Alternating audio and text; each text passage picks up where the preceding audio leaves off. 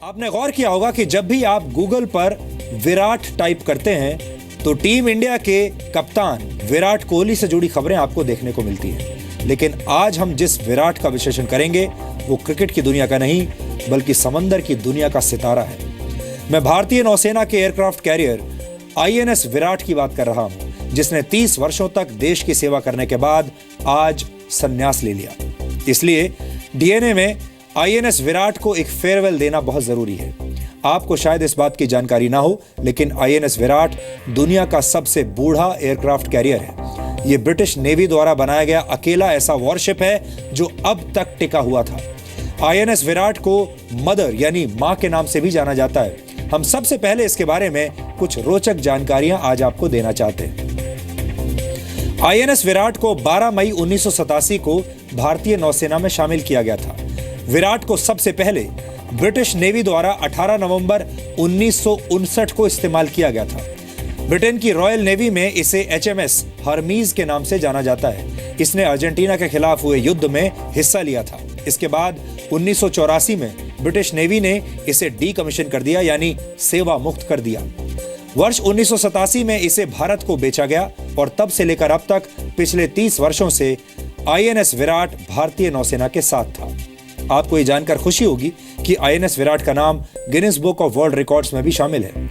यह दुनिया का इकलौता ऐसा वॉरशिप है जिसे इतना बूढ़ा होने के बाद भी इस्तेमाल किया जा रहा था और तब भी यह बेहतर हालत में था। यही वजह है कि इसे ग्रैंड ओल्ड लेडी के नाम से भी जाना जाता है।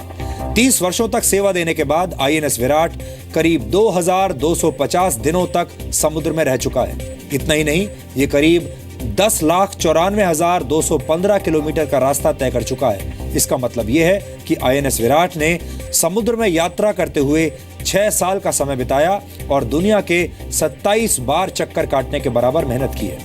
इस जहाज को आप एक छोटा सा शहर भी कह सकते हैं, क्योंकि इसमें library, gym, ATM, TV, video studio, hospitals, दांतों के इलाज का सेंटर और मीठे पानी का डिस्टिलेशन प्लांट भी उपलब्ध है।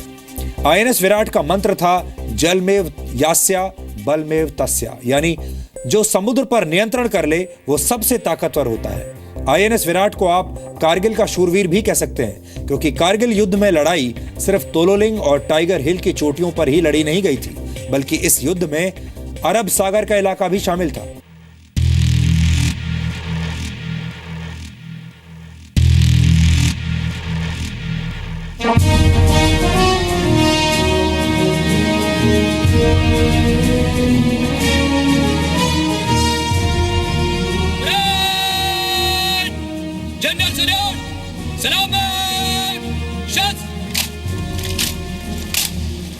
ये विदाई की बेला है। विदाई एक ऐसे योद्धा की जिसने 3 दशक से ज्यादा समय तक भारत की सेवा की। हो सकता है आगे आने वाले किसी जहाज का नाम विराट रखा जाए। विराट की जो विशालता है वो अपने आप में ही कई इतिहास पीछे छोड़ जा रही है। We are witnessing the end of a very epic journey of a remarkable ship. INS Virat को भावुक फेयरवेल। विराट के बारे में यही कहा जाता है कि मदर ऑफ शिप है। जिस तरीके से विराट ने अपने अद्वितीय सेवाएं दी हैं भारतीय नौसेना के लिए, वो जाहिर है कि विराट ने उन लोगों को यहाँ सेवाएं दी हैं, उन्हें अपने गोदों में पाला है जिन्होंने नौसेना का कमान संभाला। ये 1953 की वो तस्वीर है जब पहली बार समंदर की लहरों पर आईएनएस विराट ने एक न भूलने वाले सफर की शुरुआत की थी। उस वक्त इस एयरक्राफ्ट कैरियर को एचएमएस हर्मीज के नाम से जाना जाता था, जो ब्रिटेन की रॉयल नेवी का हिस्सा था। महीने बदले, साल बदले, लेकिन इस एयरक्राफ्ट कैरियर की ताकत में कहीं कोई कमी नहीं आई। 12 मई 1987 यानी वो दिन जब ब्रिटेन की रॉयल नेवी का कोहिनूर भारतीय नौसेना की ताकत में 4 चांद लगाने के लिए शामिल किया गया।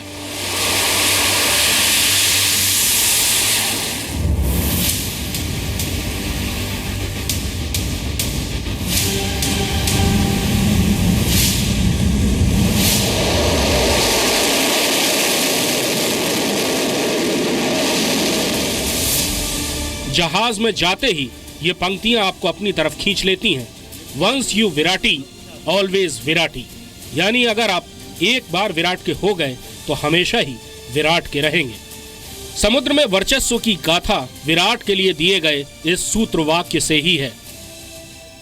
जल में व यस्य बल में व तस्य, विराट का ये सूत्र वाक्य जो अपने आप में ही जाहिर करता है कि समुद्र पर जिसने बल दिखाया, जिसने शक्ति दिखाई, आखिर समुद्र उसी का होकर रह गया।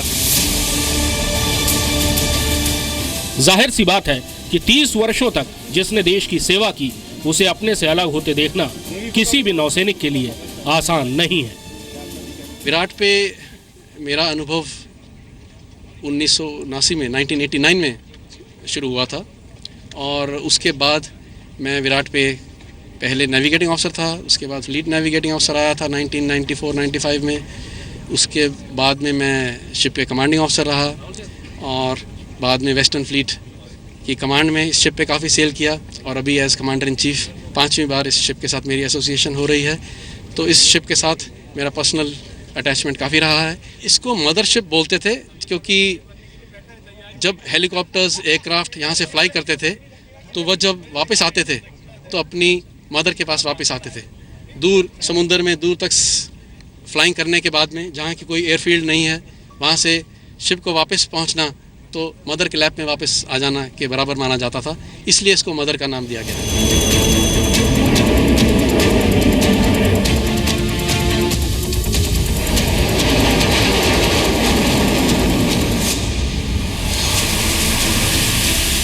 करीब 6 दशकों बाद यह एयरक्राफ्ट कैरियर आखिरकार नौसेना से रिटायर हो चुका है, लेकिन आज भी आईएनएस विराट की ताकत का लोहा पूरी दुनिया मानती है।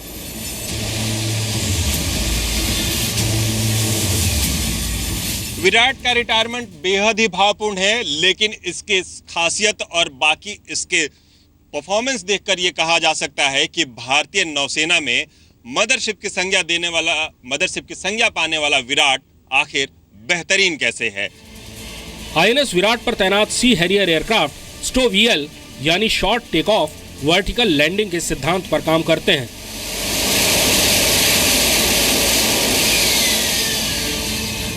आईएनएस विराट से किसी फाइटर प्लेन को टेक ऑफ करने के लिए 100 मीटर से भी कम दूरी के रनवे की जरूरत होती है।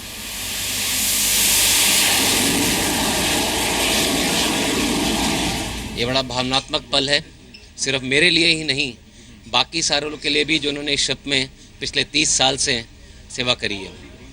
जिस तरीके से हम देखें कि आईएनएस विराट ने भारतीय नौसेना में अपने अहम भूमिकाएं निभाई है, कई ऐसे पल आए हैं जहां आईएनएस विराट ने अपनी उपयोगिता सिद्ध की है। आखिर वो कौन कौन से जो आप लोगों को याद होते हैं? बहुत ही ज़्यादा पल है, मैं अगर सबको गिनाने लगूंगा तो सुबह से शाम हो जाएगी।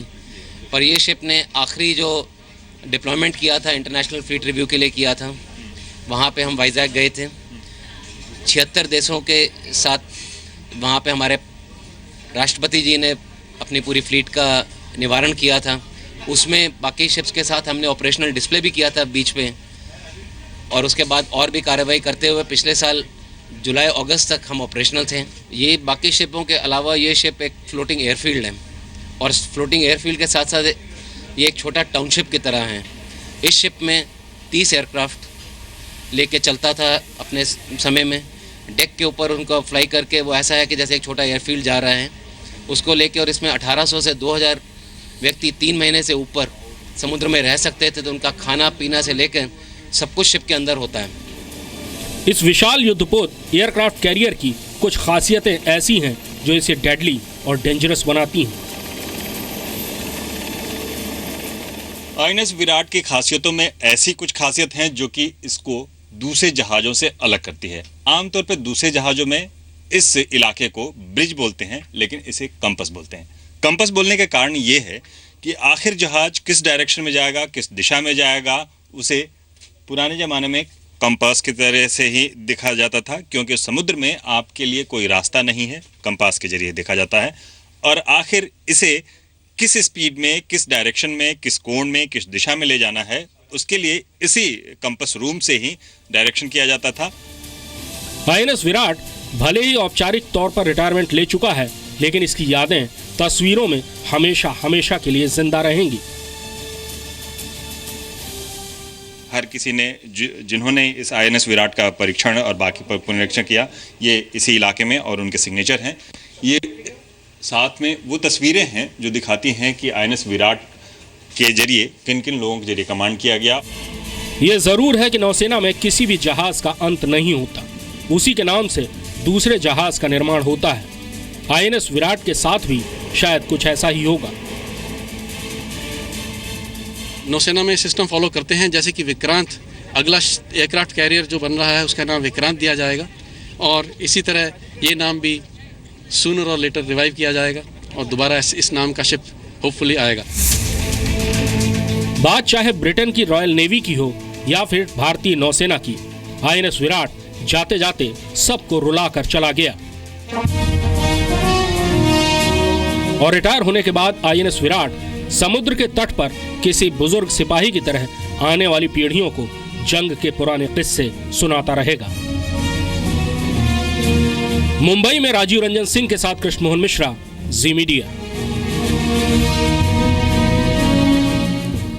INS विराट के बारे में यूं तो हमने बहुत सारी जानकारियां आज आपको दी, लेकिन कुछ जानकारियां ऐसी भी हैं जो ना तो किसी ने सुनी है और ना ही किसी ने आपको बताने की कोशिश की है। एक ऐसी ही कहानी रिटायर्ड एडमिरल अरुण प्रकाश की है, जो किसी जमाने में INS विराट के कमांडिंग ऑफिसर थे। INS विराट को याद करते हुए वो कहते हैं कि जून 1983 में उनसे कहा गया कि वो लैंडिंग और टेक ऑफ की प्रैक्टिस करें।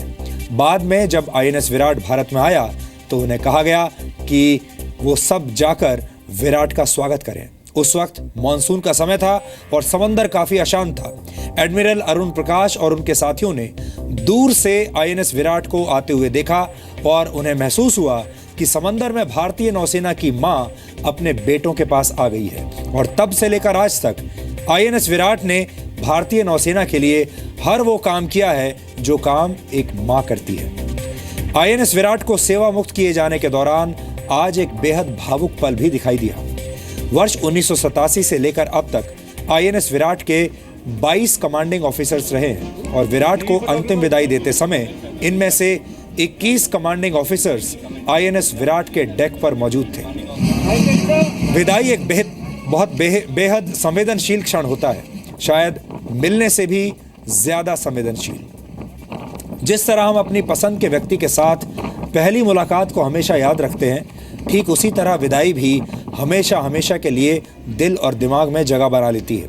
ऐसी यादों को हमें खुद से कभी भी दूर नहीं होने देना चाहिए।